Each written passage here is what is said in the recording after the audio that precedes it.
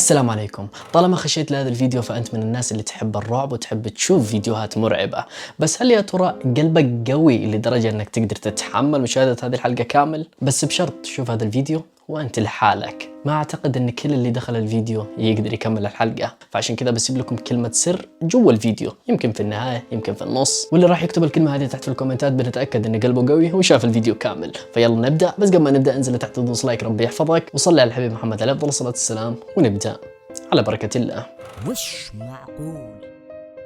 في رجل اسمه ماركوس، هذا الرجل عنده ورشة وفي معاه في الورشة عامل اسمه خوان، وصار لهم سنين يشتغلوا مع بعض. على العموم في يوم من الأيام جابوا لهم سيارة محطمة على الآخر، السيارة هذه خشت في حادث الليلة اللي فاتت، واليوم اللي بعده جابوها الورشة هذه وقالوا إن كل اللي كانوا فوق السيارة أصلا ماتوا من قوة الحادث. السيارة تحطمت على آخر، وصاحب الورشة ماركوس قال لهم خلاص أوكي إن شاء الله بنصلح السيارة هذه، اتركوها هنا ولما تيجي السيارة بنتواصل معاكم. وفي اليوم الثاني ماركوس ما كان في الورشة، كان عنده شغلات كذا برا، وطبعا في عنده كاميرات مراقبة في الورشة، وهو برا الورشة بعيد عن الورشة خش من موبايله يتفقد الكاميرات يشوف كيف الأمور وكيف الشغل ماشي في الورشة، وتفاجأ شاف العامل اخوان قاعد يتكلم مع نفسه، واقف كذا في الورشة ويتكلم وكأنه في شخص قدامه، وهو في الواقع ما في أحد قدامه.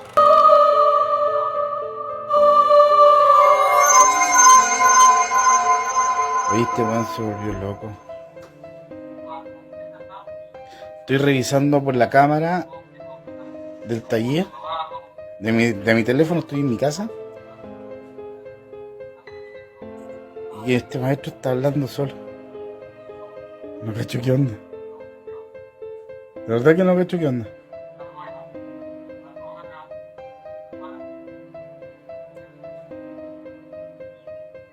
No, está hablando solo. Le voy a preguntar por cámara qué está haciendo. A ver, vamos a preguntar. ¿Aló? Oye, disculpa, pero ¿con quién estás hablando? Con don Carlos, que me está viendo, pasando el presupuesto y explicándole el tema del accidente que tuvo anoche en la carretera. Entonces me está viendo el presupuesto, le estoy explicándole lo que le estoy diciendo. Oye, cálmate. ¿Qué, don Carlos? Pero, oye, escúchame un poquito. ¿Tú me estás hablando del accidente de anoche? Claro. Juan, me estáis hueveando, ¿cierto? No, pues estoy con don Carlos aquí, pues. Me estoy explicándole todo. Oye, ¿podéis subir? ¿Sabes qué? Oye, es que no estáis hablando con nadie, viejo. No puede ser, pues yo tengo el caballero aquí al frente mío, pues. No estás hablando con nadie, Juan, y ayer los que chocaron murieron todos. ¿Qué te decía? Desde que los cabellos... Juan, no estás con nadie, sube y ven a ver las cámaras, tengo todo grabado. No, que no sea así, pues, Carlos. Sube, viejo, sube, vente al tiro. Si no estás con nadie, Juan. Párala. Estoy con el caballero con el altavoz escuchándome él, pues. Viejo, no, tengo grabado, vente, por favor, vente. Ya voy a tirar por el... Espera, don Carlos, por favor. No, esta weá es...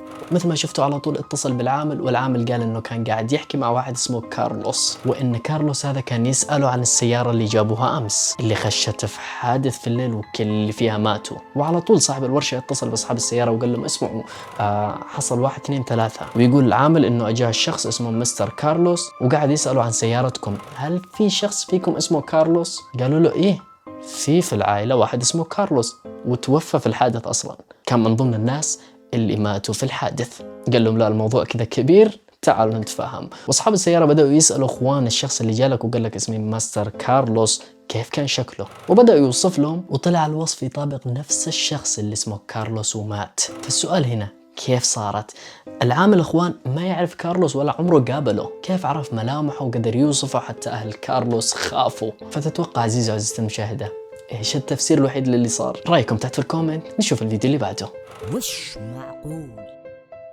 هذا الفيديو لواحد عايش في كولومبيا، يقول انه عايش لوحده في البيت، وفي يوم من الايام سمع صوت امرأة تبكي في غرفة المعيشة، وعلى طول اخذ موبايله وبدأ يصور عشان يوثق اذا صار شيء، وهذا اللي شافه.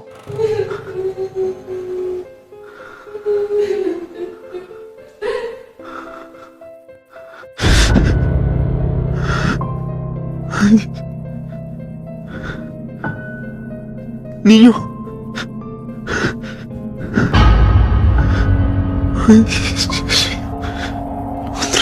مثل ما شفتوا في طفل كان ورا التلفزيون وفجأة اختفى، وصاحب الفيديو يقول عمري ما شفت الطفل هذا ولا عارفه، فتتوقعوا ايش ممكن يكون؟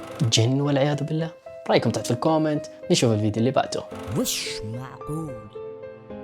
في رجل اسمه تيم سافر، هذا عامل جديد في منشأة وشغله حارس، وكلنا عارفين شغل الحراسة صعب جدا، يقعد يحرس المكان لوحده في الليل لحد الصبح. على العموم يقول انه من اول يوم شغل له وهو قاعد يسمع اصوات غريبة واشياء تطيح والوضع ما يطمن في المكان. وفي يوم من الايام وهو قاعد يحرس المكان سمع صوت جاي من فوق، وقرر انه يروح يشوف ايش مصدر الصوت هذا، وهذا اللي شافه.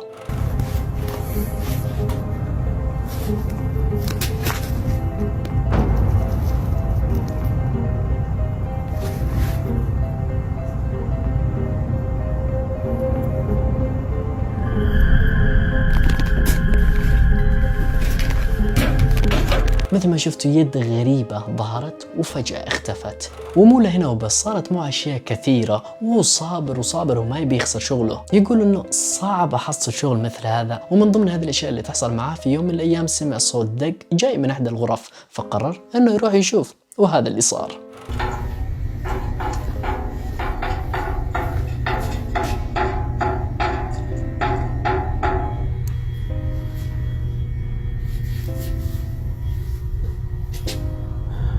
Please protect me, God.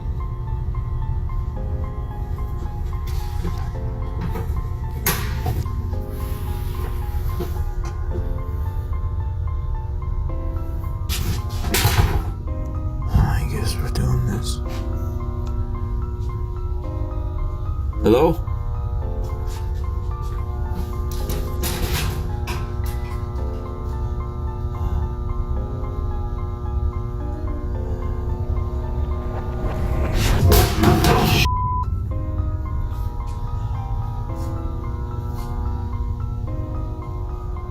What the fuck? Whoa!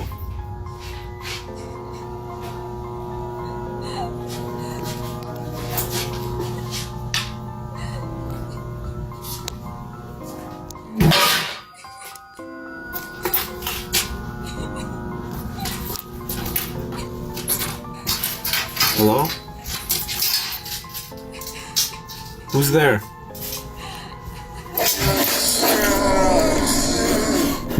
Hello? مثل ما شفتوا الصنم طاح، وبعدها بلحظات في زجاج طاح وانكسر، والمفروض انه في هذه اللحظة يركض ويطلع، بس لا، مصمم وواقف لحد ما بدأ يسمع صوت بكاء، وبعدها ظهر صوت مرعب جدا وخشن خلاه يركض. ومع كل هذا اللي شفتوه لسه مكمل في الشغل وما يبي يخسر شغله. وبعد ايام الامور زادت سوء اكثر، وصار مع هذا الموقف.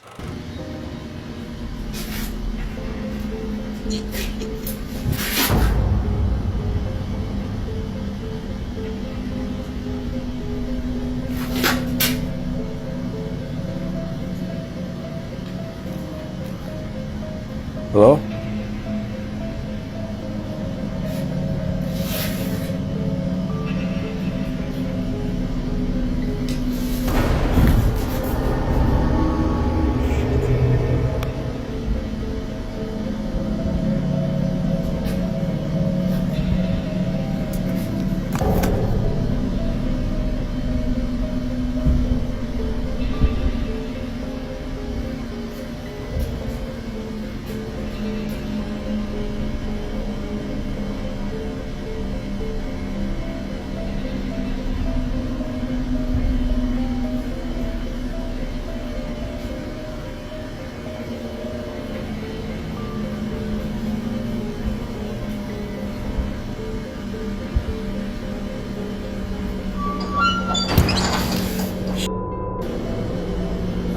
هنا خلاص تيم قرر انه يترك الشغل لان الوضع لا يطاق، وطبعا هذا هو القرار الصح، اكثر من كذا ما حد يقدر يقعد. نشوف الفيديو اللي بعده. مش معقول.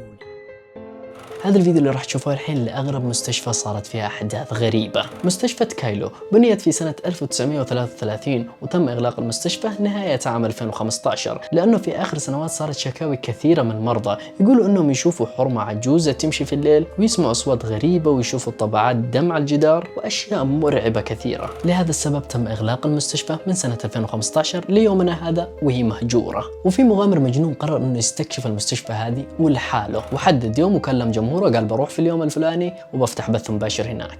وبالفعل راح واخذ موبايله وكشافه ولحاله وبدأ البث المباشر وهذا اللي صار. Udah, suara-suara saja. Tunjukkan semua ejakulasi kalau memang kalian ada di sini. Lingkau.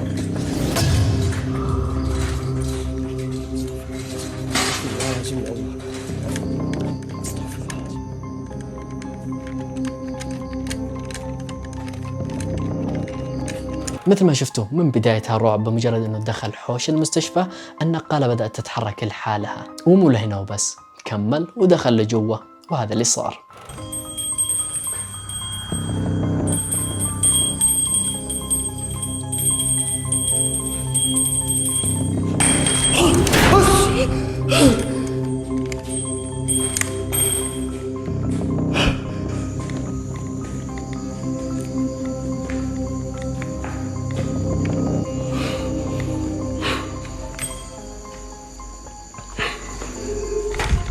Weh, banyak keklik tak?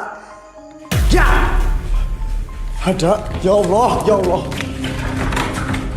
مثل ما شفتوا باب الخروج اتقفل فجأة وأصوات وتحركات لأشياء مرعبة، وأكثر شيء يرعب إنه في شيء وكأنه شخص يطلع راسه من أحد الغرف ويرجع يختفي ثاني. وطبعا المغامر خاف وكان يبي ينهي البث ويروح، بس انتوا عارفين المشاهدين ما يكتفوا قعدوا يطلبوا منه إنه يكمل، وكمان البث ارتفع والمشاهدات زادت فتحمس المغامر وكمل وهذا اللي صار.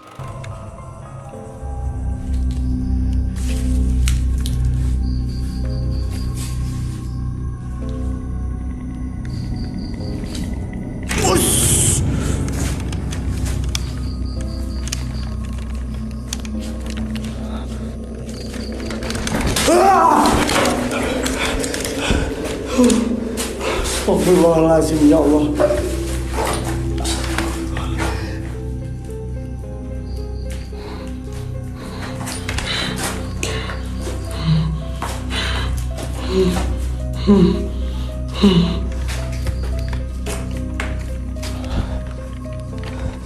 Astagfirullahaladzim. مثل ما شفتوا الوضع زاد خطورة، وهنا المغامر ركض وطلع لبرا المستشفى، بس الجمهور برضو ما اقتنعوا وقاعدين يطلبوا منه انه يرجع، يقولوا له ارجع آخر مرة فقط، اعمل لنا اللفة في كم غرفة وبعد كذا قفل البث واطلع أمانة أرجوك. وأي مشهور لازم يرضي متابعينه، ورجع دخل ثاني وهذا اللي صار.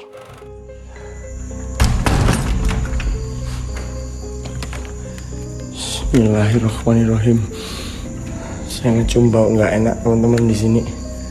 Astagfirullahaladzim ya Allah. Astagfirullahaladzim ya Allah.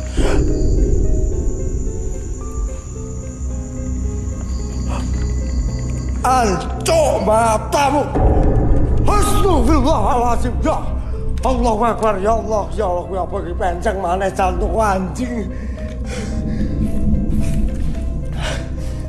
ما ادري انا المغامر هذا مسوي ذنب، كل ما شاف شيء استغفر الله استغفر الله العظيم، انت جاي تستغفر قول اعوذ بالله.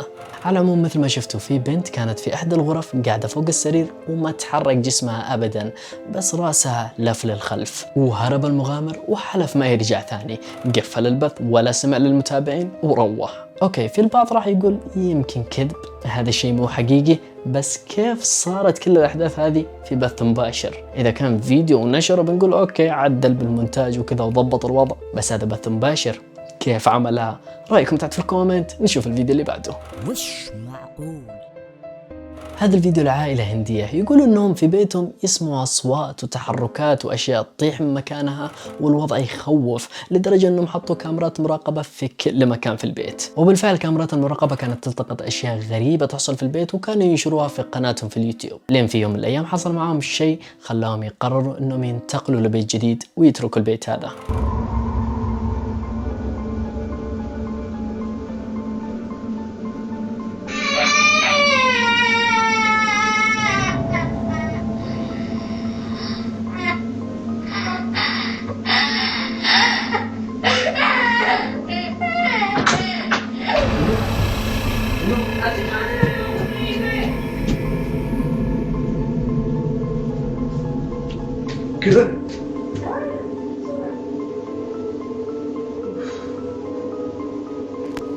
مثل ما شفتوا وسمعتوا صوت طفل يبكي جاي من غرفة المعيشة، وهنا الأب ركض على طول عشان يشوف يتأكد، وبعدها مباشرة صرخت زوجته تقول له ابننا نايم في غرفته ما في أي شيء تعال. وإذا ركزنا في الوقت اللي كان يركض فيها الأب في ظل طفل كمان كان يركض رغم أن ابنهم الوحيد كان نايم في غرفته. فتتوقعوا الصوت هذا لمين؟ والظل هذا ممكن يكون لجن والعياذ بالله؟ رأيكم تحت في الكومنت. نشوف الفيديو اللي بعده. مش معقول. في شاب مجنون جاب فكرة مجنونة، بس قبل ما نتكلم عن الشاب هذا بقول لكم كلمة سر عشان تكتبوها تحت في الكومنتات وشوف إذا أنت وصلت لهنا أو لا. كلمة سر راح تكون أحبك، اكتبوها تحت في الكومنتات عشان ننشر الحب بيننا. وطالما قاعد تشوف الفيديو لحد هنا فأحبك كثير. ويلا نكمل حلقتنا. قلت لكم في شاب مجنون جاب فكرة مجنونة، قاعد في بيته طفشان وطبعا كان لحاله في البيت، قام طفى الأنوار كلها وطلع موبايله وخش على وضع التصوير الليلي. طبعا في كل جوال في وضع التصوير الليلي، وقام التقط صورة في الظلام. ومثل ما شايفين الصورة إذا ركزنا بنلاحظ إنه في رجل غريب واقف رغم إن الشاب كان لوحده في البيت. وعلى طول الشاب هذا نشر الصورة وقال ممكن أي شخص يجربها. طفوا أنوار البيت وخشوا وضع التصوير الليلي وصوروا ممكن تشوفوا شيء. وبالفعل في ناس كثير جربوها، بعضهم يقول لك شافوا أشياء وبعضهم يقول لك ما شفنا شيء، بس أنا ما أنصح أحد يجربها. فإذا كنت قاعد تشوف الفيديو انتبه تطفي الأنوار وتستخدم التصوير الليلي وتصور، ربما تشوف شيء. ربي يحفظنا وإياكم، لا تجربوها. وخلاص انتهت حلقتنا لهذا اليوم. اتمنى يكون الفيديو نال اعجابكم ولا تحرموني من لايكاتكم اذا كان الفيديو يستاهل، واذا ما كان يستاهل عادي حط انتقادك تحت في الكومنت وان شاء الله راح اعدل في الجايات. واذا حبيتوا الرعب تبون نكمل فيديوهات اقوى من كذا اكتبوا لي تحت في الكومنتات. واللي ما داس لايك لحد الحين ليش؟ دوس لايك ربي يحفظك، وانت كمان دوسي لايك. واذا كنت جديد في القناه اشترك في القناه، يفوتك شيء كثير على فكره اذا ما اشتركت. فيديوهات مجنونه وغريبه ومش معقوله، عشان كذا اشتركوا وفعلوا ميزه الجرس. وخلاص كان معكم اخوكم نخلان، أحبكم في الله، أشوفكم في أمان الله. بسم الله الرحمن الرحيم. ألم نشرح لك صدرك ووضعنا عنك وزرك الذي أنقض ظهرك ورفعنا لك ذكرك فإن مع العسر يسرا إن مع العسر يسرا فإذا فرغت فانصب وإلى ربك فارغب.